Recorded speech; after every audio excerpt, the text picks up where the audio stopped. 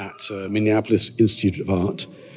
And before things get going this morning, I just wanted to do a little walk around of this exhibition, which I've been involved with, Revolution à la mode.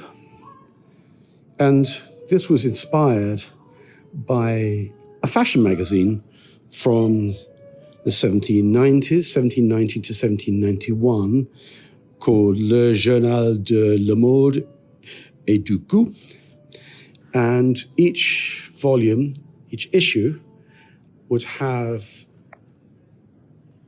what to wear, like this, with very careful instructions as to how to wear it, as you might see here. But also, alongside this, and this is truly wonderful, what to sing and what to play. And quite excitingly for the 18th century, how to play it. It's a how-to book of how to be a cultured, educated person, playing the right things, singing the right things, the right way, and wearing the right clothes while you did it. One of the things I really love from this fashion plate from the Journal des Dames et des Modes here from 1801, if I go up here, if you look very carefully, is look what's that? The young educated lady is carrying her solfège manual. Or down here,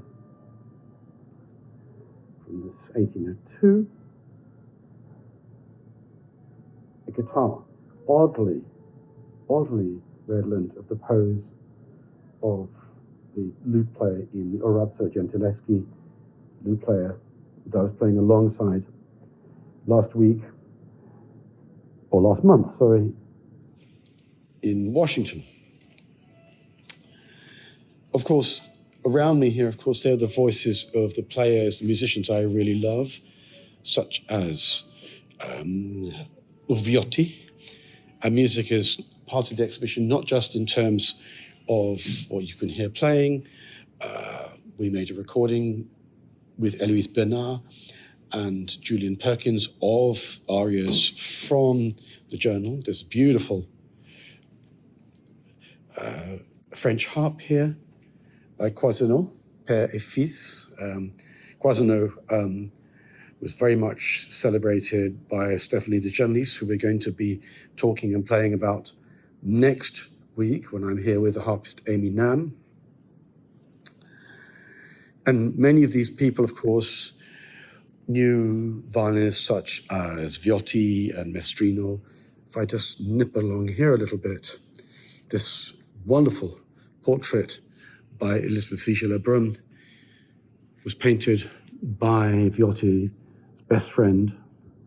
She always called him Amico and was heartbroken to be away from him. She spent time with him in Paris and, of course, in London and outside London in Gilwell Park, the house of the Chinnery family, where they had salons, a little bit like the salons we're celebrating in this exhibition and today's event.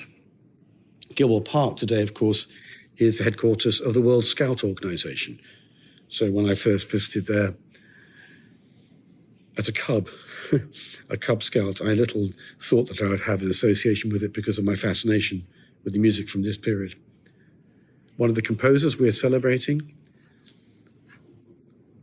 is Marie Antoinette. We're going to next week play an Antoinette song, Amour fuit loin de moi. What's interesting about the fashion plates, of course, is how they had to rapidly change according to the changing mores and politics of the revolution. And in some ways, what's exciting about this whole exhibition is it's not only trans-revolutionary. Of course, in 1790, when the magazine was first published, the king, here he is, Louis XVI, was very much alive, and no one expected what was going to happen to him 18 months later. And so there's an interesting to and fro between whether the fashion and the music itself is pro or anti-royalist. I mean, it's very much a feature of revolutions that, as in Russia, 1905 and then 1917, the revolutions begin in some ways talking about rescuing royalty from being corrupted by officials or bad influences. And in 1790 and 1791, there were plenty of musicians and artists who were still technically in royal employment, who were hanging on, waiting to see what was going to happen. And in 1792, when the Tuileries was sacked, many of those musicians, including members of the 24 Violons du Roi, the famous 4 and 20 violins, disappeared in the conflagration that followed. I particularly like this engraving of one of the most fashionable parts of Paris. This is 2 years before the Revolution, the Palais Royal, where you could go and hang out and see the latest fashions and then maybe dine at Frascati's afterwards. So today I'm going to be playing Gluck and Kreutzer and Tartini, who was very much celebrated by the revolutionary generation, and also investigating some of the scandal around the composition of La Marseillaise in 1792, which the mountebank and charlatan violinist Alexandre Boucher came close to proving was a tune which had been stolen from him by Rouget de Lille. Bearing in mind how unsingable it is, it's not surprising that it was very likely to have been written by a violinist.